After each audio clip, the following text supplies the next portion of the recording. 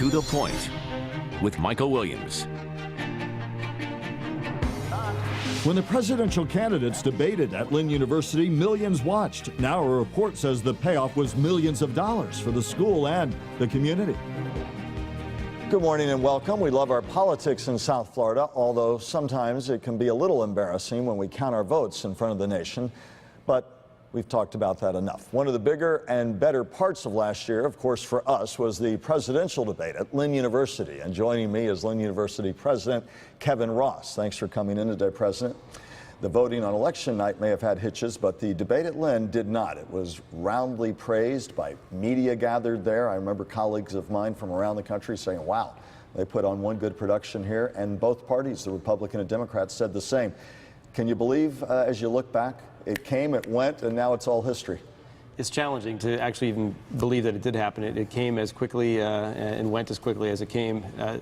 Somehow, some way, we were able to get together and pull it off, and we are very happy that it went down the way it did, but we're very happy it's in the rearview mirror.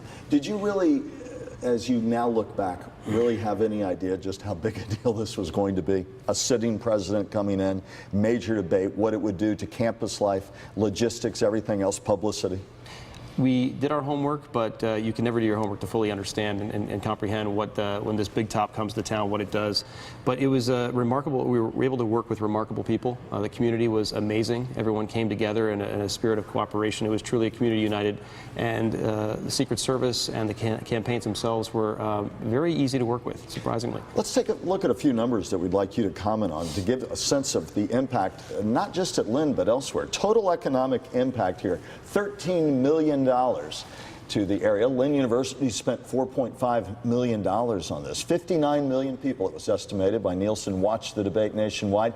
33,000 plus stories generated by media gathered from around the globe. And I remember talking to reporters there who were here all the way from Southeast Asia to cover this debate. An estimated $63.7 million worth of publicity.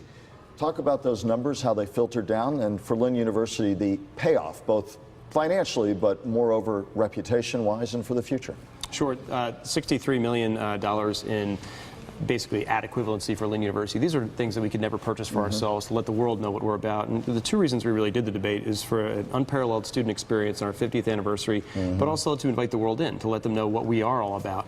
The numbers for the community, 13.1 million in a shoulder season. I think we're up 22% in beds as well that time of year. So we were thrilled that it was an impactful thing to the community as well. $13.1 million is an awful lot to happen spending right here, and another additional 1.7 of local spending. Lynn University, $4.5 million. Have you been able to make that money back for Lynn University? Talk about that. Sure. Well, we always viewed it as an investment in the campus, and it actually ended up being closer to about $5 million. We were able to raise around $2 million in in-kind gifts as well as direct gifts to the university. So it was an investment, and Where's the rest we saw it that way. Pardon? Where's the rest of that money come from? That was the university put that up as an investment in our future. Now, I will tell you that we also had some significant infrastructure investments that are carrying forward. Talk about that. I mean, we looked at the miles of cable laid down, the high tech that came in, information technology to make any debate like this go. How does that carry over? What stays behind? How do you take that and leverage it for the future? We had to build a computer network for 4,000 people that had to be used by the press, and it couldn't impinge upon our current network. And had to work flawlessly. And it did, thank goodness. Nothing like worldwide media getting on you if it didn't work, and it worked very well. So we were fortunate in that regard. So now that is our infrastructure at Lynn, and that has enabled us now to do some things that we thought were 2 or 3 years out. For instance, last week, a team of Lynn folks, myself included, were just at Apple in Cupertino, and we are now rolling out a mobile computing project for all of our freshmen next year. They'll be receiving iPads loaded with their courseware and their course books, about half the cost of their traditional textbooks, and now everyone will be on a common platform. We could have never have done this without the infrastructure of the debate. The Lynn University name, how amped up is that nationally? Are you seeing an afterglow and an after effect in terms of students applying to go to Lynn University? We are. Increased interest. Our website traffic is also through the roof, and you know, a lot of the schools have done this before, have seen a high single to low double-digit number bump in inquiries and applications to their institutions. So we're seeing that. We're pretty busy. We're pretty full, and you know, truth is we were there before that, but we're seeing an even increased interest. But you know, some folks came to me and said, "Oh, this puts you on the map. I like to think we were on the map before, but now perhaps people know a little bit more about what we stand for as an institution and Boca Raton and Palm Beach County. Give that little thumbnail again for people in the Palm Beaches and Treasure Coast who are unaware about Lynn, its background, the number of students in the student body, and where you think you go from here. We're about 2,000 students, 2,200 actually with graduate. We have students from 80 countries and 40 states. We have a program for students with learning challenges. We have an aeronautics program, a strong athletics program, one of the finest conservatories of music in the South, and that's actually their home that you're seeing right there. So Lynn is a place that believes in students and their potential, and it's always been our philosophy. Looking back at that sign, Lynn University 2012 debate, it does seem like a dream now. One of the big things about this, it became a civics laboratory in action in terms of the politics of the day. Students engaged that. I know that teachers there talked about that. What's been the carryover in terms of that, in terms of student interest there? Do you see that as having a carryover effect in terms of the engagement of students there? One of the reasons we did the debate is because Lynn has had a strong history of civic engagement, and we've always been a place that's convened important conversations. So we thought, what if we could convene the most important conversation? And as we cast that horseshoe and we landed it, we were thrilled. But it is.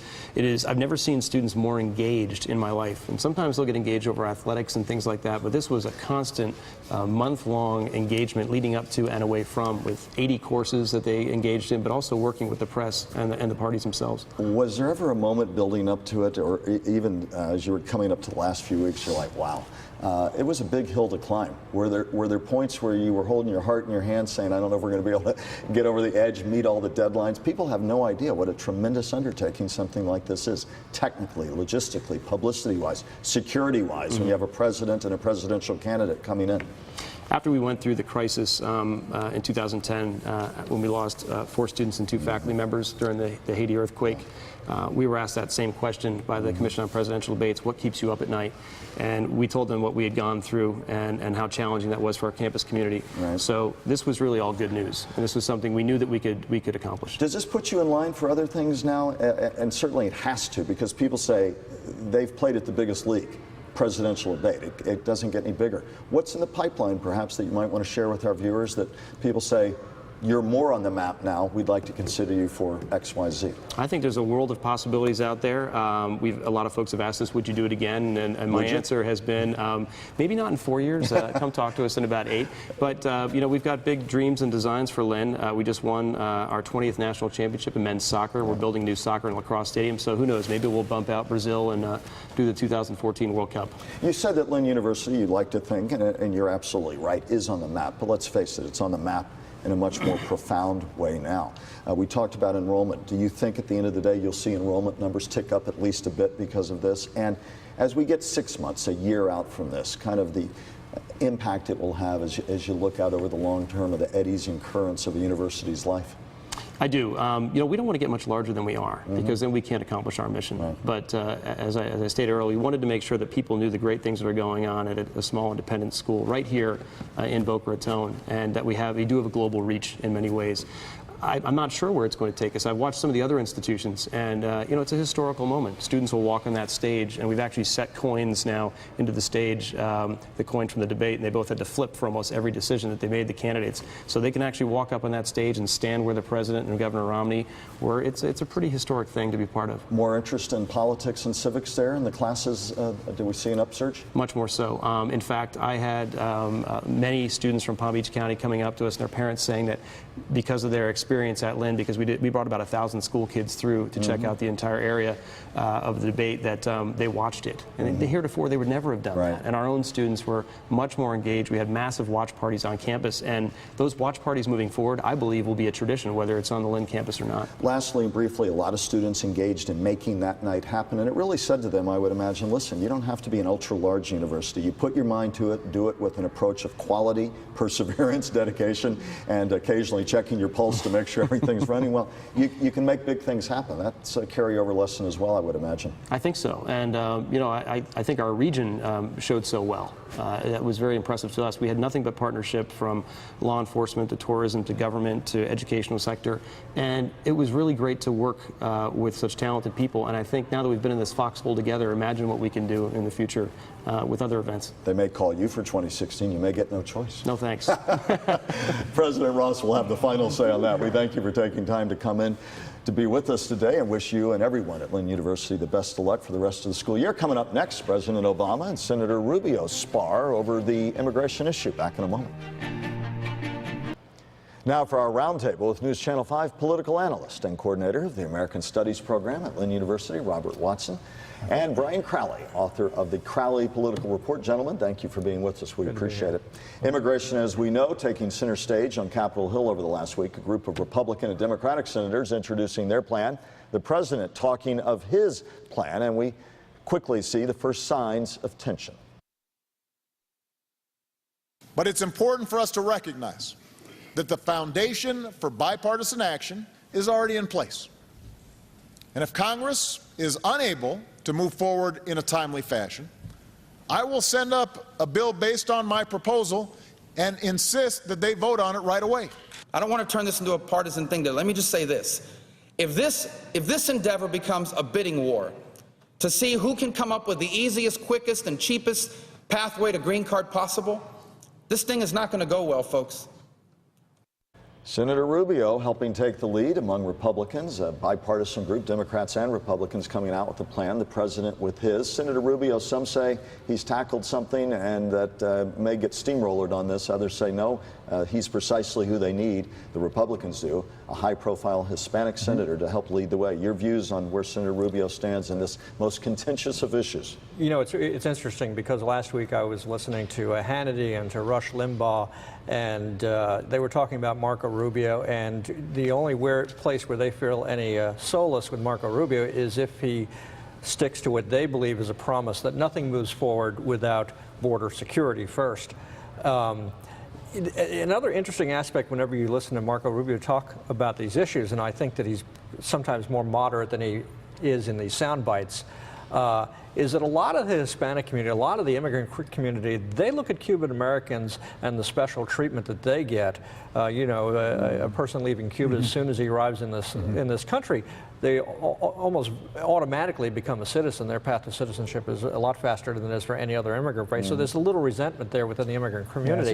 And that's a dicey thing for somebody who may have national ambitions. It is as popular as Marco Rubio is among the Cuban American community in Miami. He's not that popular among Puerto Rican Americans and other groups. But I think this is an interesting moment.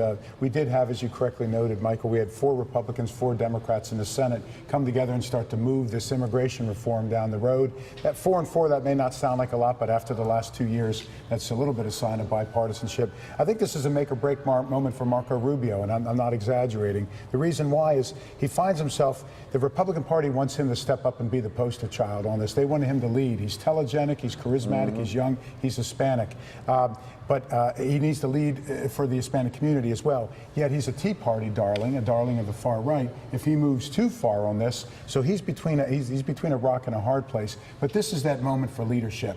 And Marco Rubio, in his time in the Senate, has managed to avoid really taking any difficult positions. He manages to be an eloquent speaker without ever saying anything. This is a time where he's going to step up. I think we're sowing the seeds maybe for 2016. I'm going to watch this very closely over the next couple of weeks. Well, I have to disagree with you a little bit, although I think you are right on most of what you said. I mean, Marco Rubio was one of a handful of votes against the fiscal cliff deal that was arranged and stood out by himself on that issue. I mean, I do think that I really do believe that Marco Rubio is very sincere in his beliefs about trying to get this thing done. I think that's part of the reason he is part of this group of 8. I do believe that some of the things he says for public consumption, for hard right consumption, are probably a little harder to the right than he's maybe saying in closed doors with these guys. I think he knows that his position by itself will not get the job done. It's going to be something that will be contentious all year long. Well, speaking of contentious, we want to move on to the gun debate. Former U.S. Representative Gabby Giffords of Arizona, wounded in an assassination attempt in Arizona, dramatically spoke out about gun control last week. She spoke at the Senate Judiciary Committee. She told us she had trouble speaking after being shot 2 years ago, but told the senators to be bold and to be courageous and to act now on gun control, the assault weapon ban that she and her husband, former astronaut Mark Kelly, among others, would like to see. The NRA's leader, Wayne LaPierre, also spoke, saying new laws would hit ordinary citizens and not criminals. Do you all see any issue on this gun debate this year, or ultimately, at the end of the day, yet another stalemate? Robert, first you. I think we are going to get some gun reform, but not a lot. I don't think it's going to be comprehensive. I'm certain it won't be comprehensive, but we're going to see something. The shooting in Connecticut has changed the equation. The Newtown massacre. Absolutely. Now, what's interesting about Gabby Giffords is back once upon a time, if one member of Congress went before and made an appeal to the rest of the members of Congress, there was some collegiality that would carry a lot of weight.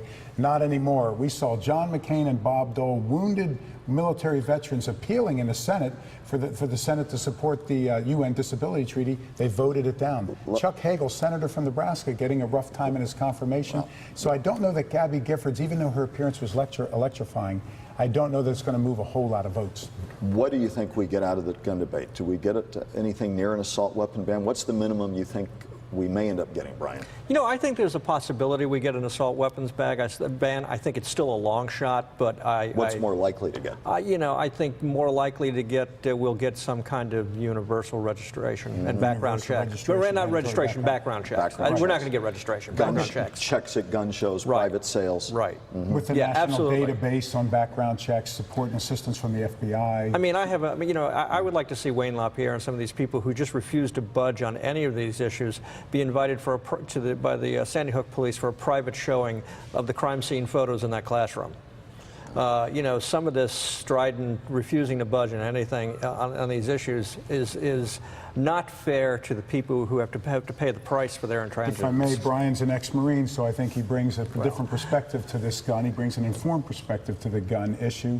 Obama passed 23 executive orders within days of this, so the ball is beginning to move. I do think we're going to see something. I just don't think it's going to be comprehensive. Let's move on to another ball starting to move. Governor Rick Scott unveiling the largest budget in Florida history, $74 billion, with pay increases that he proposes for teachers and state workers, more money for the classrooms. A big contrast from his first two budgets, tight-fisted, Tea Party roots, and yet with 2014 just around the corner, suddenly the budget opens up. Now, the economy doing a little bit better, so there's an argument that there's a little more wiggle room, although some in the Republican-led legislature are saying, no way this is going to go through. Your thoughts on this big budget proposal first? Well, when he announced his budget, it was his campaign speech. Right. I mean, a year early. Talking about how our unemployment was so high before he took office and how it's improved under him and all the great progress he's made with the economy, and then talking about how he wants to help out teachers. And as somebody who does some work with the Everglades Foundation, he came forward with a proposal that made the environmental community pretty happy with Everglades restoration funding. So I mean, he hit all Christmas in February, and to really prove the point, the St. Petersburg Times, now known as the Tampa Bay Times, actually wrote an editorial the next day, basically praising the governor for his budget, and you know, they don't praise easily. No. Robert? Well, what we've seen is a lot of those government employees that lost jobs under Scott, they're not being picked up by the private sector. The economy's growing, but not that much. And we should also temper our enthusiasm for whatever the budget is. By year one, the education money was slashed. Over $1 billion. It was, and the Everglades funding was not where it needed to be. So big cuts. Now he's coming back. It needs to be tempered by the history of the budget. Briefly, what I hear you saying is we have a Republican governor who could very well be having a tug-of-war with the Republican-led legislature over his Republican priorities in this budget. Well, but you know, I think part of what we're seeing with Governor Scott is a guy who's been in office 2 years now and is starting to get it. Right. You know, people forget that the beloved Bob Graham, when he was governor, wound up with editorials that were calling him Governor Jello. You know, because he was considered to be impossible to make a decision, and he had a very tough first 2 years. And most people don't remember that. There's always a learning curve. And I think Scott's improved a great deal. Yeah. We shall see. It's going to be an interesting year, and next 2 years. We managed to get through without saying Charlie Crystal. Almost. We'll be back with more in a moment.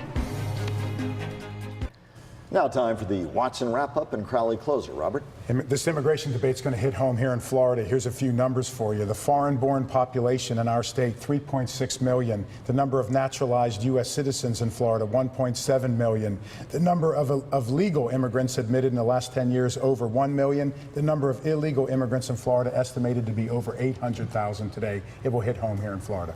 Crowley closer. Well, we have a couple of exciting things starting on February 11th. One is the trial of Jim Greer. And about half the leadership of the Republican Party is is being Former state subpoenaed. Former Republican chair. Republican chairman who's under indictment. About half the Republican Party leadership is being brought in to testify in that case. There's a lot of nervous folks in the Republican leadership, and Governor Rick Scott will be appearing before the Forum Club right here in River City, West Palm Beach on February 11th. We'll be there. And gentlemen, thank you as always for spending time with us on today's To The Point. Always good to have you two aboard, our regulars here. If you'd like to send us a comment about today's broadcast, go to WPTV.com and click on our political link. We wish you and yours a wonderful day and a great week.